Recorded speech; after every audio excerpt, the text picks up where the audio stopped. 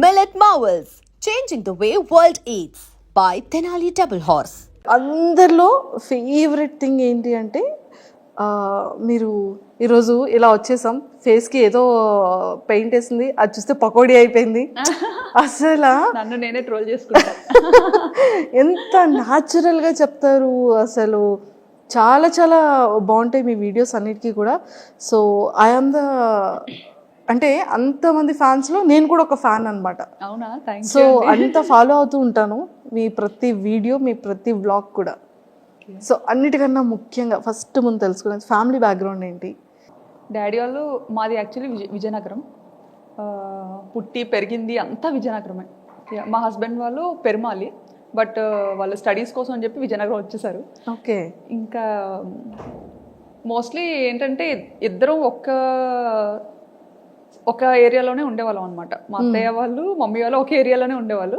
So అలా చూసి పిల్లల్ని అబ్జర్వ్ చేసి వాళ్ళు నన్ను అండ్ మా పేరెంట్స్ అతన్ని అబ్జర్వ్ చేసి ఇలా పెళ్లి చేస్తే బాగుంటుందని చెప్పి వర్మ గారిని ఇచ్చి పెళ్లి చేశారు.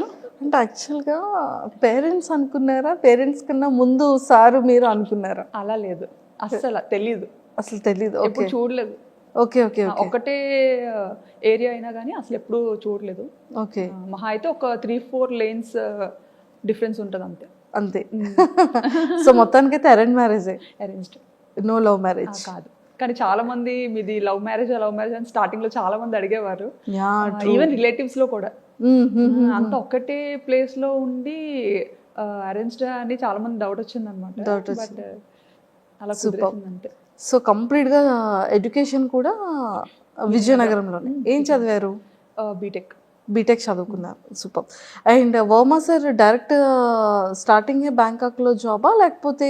లేదు, ఫస్ట్ మైసూర్లో వర్క్ చేశారు. Okay okay. ఇన్ఫోసిస్లో. ఓకే. అండ్ తర్వాత కేరళ వచ్చారు, త్రివేంద్రంలో ఉండేవారు. అండ్ ఆ తర్వాత యాక్చువల్లీ కేరళలో ఉండే టైంలో ఎంగేజ్మెంట్ అయిందనమాట. అప్పుడు నేను బీటెక్ 3rd year. ఓకే.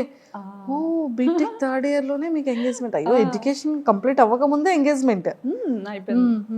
అంటే మమ్మీకి కొంచెం హెల్త్ ఇష్యూస్ ఉండడం వల్ల ఒంట్లో బాగోకపోవడం, సో వాళ్ళు ఏదో భయపడి మనం మంచిగా ఉండేటప్పుడే అమ్మాయికి పెళ్లి చేయాలి అని అప్పటి నుండి స్టార్ట్ చేశారనమాట. ఓకే. సో అలా మొదలైంది. అలా మొదలైంది. సో మీ మ్యారేజ్ టైంకి సార్ ఎంగేజ్మెంట్ టైంకి కేరళలో ఉండేవారు, అండ్ పెళ్ళి అయిన తర్వాత హైదరాబాద్కి షిఫ్ట్ అయ్యారనమాట. ఓకే.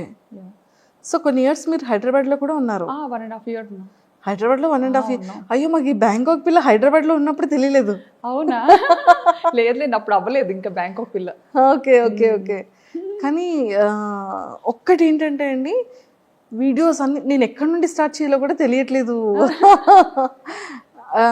బ్యాంకాక్ వెళ్ళారు.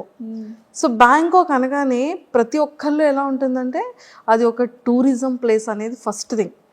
బ్యాంకాక్ అనగానే అబ్బాయిలు ఆహా ఓహో మీరు బ్యాంకాక్ వెళ్తున్నారు అని ఒక థాట్లోకి వెళ్ళిపోతారు. సో నిజంగా అక్కడ అమ్మాయిల్ని కూడా చాలా మంది టూర్స్ వెళ్ళే వాళ్ళు అండ్ కపుల్స్ వెళ్ళే వాళ్ళు కూడా చాలా రీల్స్ చేస్తూ ఉంటారు. అందరు అమ్మాయిలు లైన్లో ఉంటే వాళ్ళ హస్బెండ్కి ఐస్ క్లోజ్ చేసి తీసుకెళ్ళడం. అంటే ఈ కైండ్ ఆఫ్ అవేర్నెస్ అనేది ఇటు మన ఇండియా సైడ్ ఉంటుంది. బ్యాంకాక్ అనగానే ఒక థాట్. అంటే పీపుల్ ఎందుకు అలా తీసుకుంటారంటే అక్కడ ఏదైతే చూస్తారో అది మనకి ఇక్కడ ఇండియాలో కనిపించదు. ఫస్ట్ థింగ్, ఆ నైట్ లైఫ్ అనేది ఇండియాలో మనకి చాలా తక్కువ. అంటే మేబీ ఢిల్లీ అటు పక్క మనకి ఉండొచ్చేమో, ముంబై ఢిల్లీ అటు పక్క. బట్ ఇటుపక్క మన ఆంధ్ర తెలంగాణ సైడ్ అయితే నైట్ లైఫ్ అని అలాంటిది ఏది మనకి ఇక్కడ ఉండదు. బట్ అదేంటంటే ఇక్కడ నుండి వచ్చిన పీపుల్కి అక్కడ చాలా అది డిఫరెంట్గా అనిపిస్తుంది అనమాట. సో మన కల్చర్ వేరు, వాళ్ళ కల్చర్ వేరు కాబట్టి సో వీళ్ళు ఏదైనా కొంచెం డిఫరెంట్గా ట్రై చేయాలి అని పీపుల్ చూపించాలని రకరకాలుగా ఎక్స్ప్లోర్ చేస్తుంటారు. కానీ అక్కడ నిజంగానే ఫ్యామిలీస్కి కానీ ఫీమేల్స్కి కానీ రెస్పెక్ట్ ఎలా ఉంటుందండి అక్కడ? చాలా బాగుంటుందండి. కానీ అది మీ వీడియోస్ ద్వారా తెలిసింది మాకు కూడా. మరి అంటే యాక్చువల్లీ నాకు తెలిసిన కంట్రీ, నేను ఇండియా నుండి దాటి అడుగుపెట్టిన కంట్రీ ఒక్కటే కంట్రీ, అది కూడా థాయిలాండ్. సో నాకు తెలిసిన మట్టుగా ఇప్పటి వరకు చాలా రెస్పెక్ట్ చేస్తారు. మన ఇండియన్స్ని కూడా చాలా మంచిగా రెస్పెక్ట్ చేస్తారు. ఓకే. సో ఎన్ని ఇయర్స్ అవుతుంది మీరు బ్యాంకాక్ వెళ్ళి? ఆల్మోస్ట్ 9 to 10 years అయిపోతుంది. Oh my God, 9 to 10 years 9 to అయిపోతుంది. 10 years అయిపోతుంది. అసలు తెలియలేదు. ఏదో 2016లో 2006. పాప పుట్టిన ఇయర్ లోనే ఓకే ఓకే ఓకే, పాప బేబీ అప్పుడు తీసుకెళ్లారు. సో మీరు ఈ వ్లాగ్స్ అనేది ఎలా వచ్చింది థాట్? నాకు ఎడిటింగ్ అంటే చాలా ఇష్టం. ఓ ఎడిటింగ్ చాలా ఇష్టం అనమాట. పిచ్చి పిచ్చిగా చేసేదాన్ని.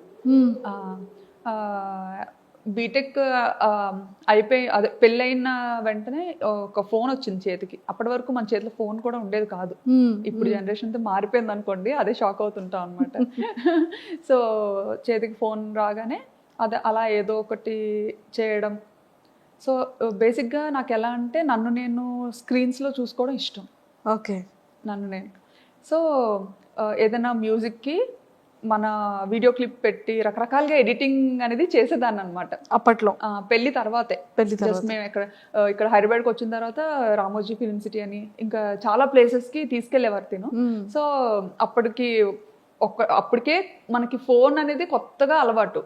సో అందులో కెమెరా ఉంది అంటే అది ఇంకా కొత్త విషయం కదా. సో విపరీతంగా ఫొటోస్ వీడియోస్ ఫుల్గా అనమాట నిండిపోయేలా తీసేసుకునే వాళ్ళం.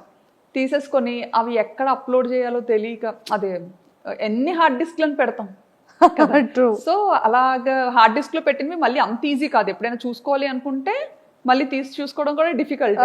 సో మేము అప్పుడు ఒక థాట్ వచ్చింది అనమాట. అది మా హస్బెండ్ ఇలా ఎందుకు యూట్యూబ్లో ఒక అకౌంట్ ఉంటుంది, దానికి నువ్వు పెట్టేయాల్సినవన్నీ పెట్టేసి ప్రైవేట్లో ఉంచేసుకుంటే సరిపోతుంది, ఎవరికి కనపడదు కూడా, మనకి మెమరీ కూడా మంచిగా సేవ్ అవుతుంది, నచ్చినప్పుడు డిలీట్ చేసుకోవచ్చు అని చెప్పి ఫస్ట్ థాట్ అది.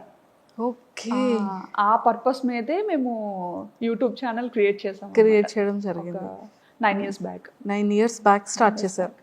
కానీ మీకు పాపులారిటీ అనేది ఎప్పటి నుండి స్టార్ట్ అయింది? నాకు 2022 అండి. 2022లో. సో సడన్ గా అది బ్యాంకాక్ పిల్ల ఛానల్ తో స్టార్ట్ అయింది. ఐ థింక్ ఫస్ట్ దీపావళి వీడియోనా? దీపావళి కాదు, అమ్మవారిది. ఫస్ట్ నేను అమ్మవారి వీడియో ఏదో సమ్ డివోషనల్ వీడియోని ఫస్ట్ వీడియో. నాకు యాక్చువల్లీ అమ్మవారు అంటే చాలా ఇష్టం అనమాట, సెంటిమెంట్ కూడా. సో అంటే ఇది వరకు పెట్టిన ఛానల్స్ అన్ని జస్ట్ నార్మల్ ఏదో మన ఈ మెమరీ ఇష్యూస్ కోసం పెట్టింది అనమాట. బట్ ఈ బ్యాంకాక్ పిల్ల అనేది రీసెంట్ గా స్టార్ట్ చేశాను కదా 2022లో.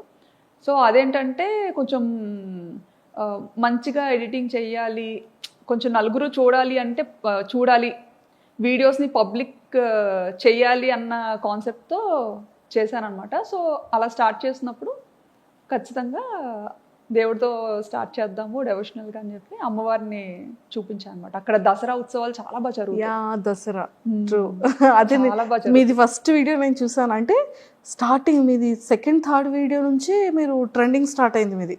అవును, విత్ ఇన్ ఫ్యూ వీడియోస్లోనే మీరు జనాలకి వచ్చేసారు. అసలు దీన్ని ప్రీవియస్ ఏంటేంటి వీడియోస్ చేశారు అని చూస్తే ఫస్ట్ది ఐ థింక్ దీపావళి అనుకున్నా. అసలు మీకు బ్యాంకాక్ పిల్లగానే నేను తెలుసు, కానీ అంతకు ముందు నేను స్టైలిష్ తింగర్ బుచ్చి. ఓ స్టైలిష్ తింగర్ బుచ్చి మీరేనా? నేనే. ఓకే, అది కూడా ఫాలో. ఓ ట్రూ కరెక్ట్. సో అది కరెక్ట్గా ఈ బ్యాంకాక్ పిల్ల కన్నా ముందు స్టార్ట్ చేశాను అనమాట, స్టైలిష్ తింగర్ బుచ్చి అని చేశాను. కానీ అది చాలా కష్టపడ్డా, దానికి చాలా ఖర్చు పెట్టించా మా హస్బెండ్తో. అయ్యయ్యో, చాలా ఖర్చు పెట్టించా. ఇంకా అది కూడా మా ఫ్రెండ్స్ అండ్ ఇంట్లో ఫ్యామిలీ మెంబర్స్ వాళ్ళు చెప్తేనే అది కూడా చేశారు. యుఎస్లో ఒక వదిన ఉంటారనమాట, వర్మగారు వాళ్ళ చిన్న సిస్టర్.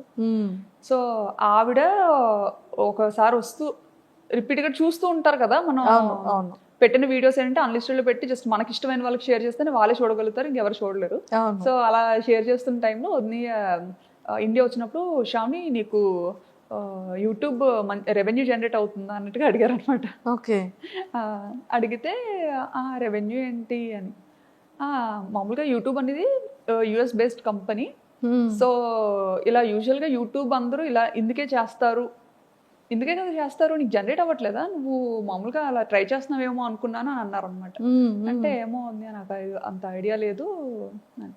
ఆయన ఎందుకు ఎప్పుడు ప్రైవేట్లో ఉంచుతావు వీడియోస్, ఎవరికి కనిపించకుండా పబ్లిక్ చేయొచ్చు కదా, బాగుంటాయి, ఎందుకంటే చాలా కష్టపడి ఎడిటింగ్ చేస్తుంటావు, సో పబ్లిక్ చెయ్యు, అందరూ చూస్తారు, బాగుంటుంది, నిజంగా ఇది ఒక మంచి ప్లాట్ఫామ్ డెవలప్ అవ్వడానికి అన్నట్టుగా చెప్పారనమాట.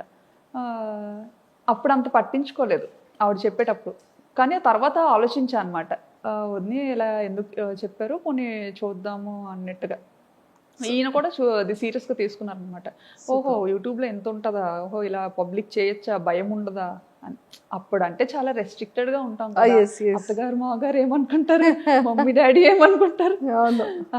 సో అలాంటి ఫ్యామిలీ నుండి వచ్చాను కాబట్టి ఇంటెన్షనల్ కూడా ఉంటుంది. సో వచ్చిన ఆవిడ చెప్పినా సరే అప్పుడు వెంటనే అంత సీరియస్గా తీసుకోలేదు. అవునా ఉంది అని అన్నాను, కానీ మళ్ళీ ప్రైవేట్లోనే పెట్టేదాన్ని. ప్రైవేట్లో పెట్టా చాలా కష్టపడి ఎడిట్ చేసిన సరే ప్రైవేట్లోనే పెట్టుకొని నాకు నేనే చూసుకొని ఈజీగా, అంటే మనము వేరే కంట్రీలో ఉన్నప్పుడు స్టేటస్ ఎక్కువసేపు పెట్టలేము, అప్పుడు స్టేటస్ ఆప్షన్ ఉందో లేదో కూడా తెలియదు. వీడియోని డైరెక్ట్గా చాట్లో షేర్ చేయాలన్నా పెద్ద వీడియోస్ ఉండేవి, షేర్ చేయడం కష్టమయ్యేది అనమాట.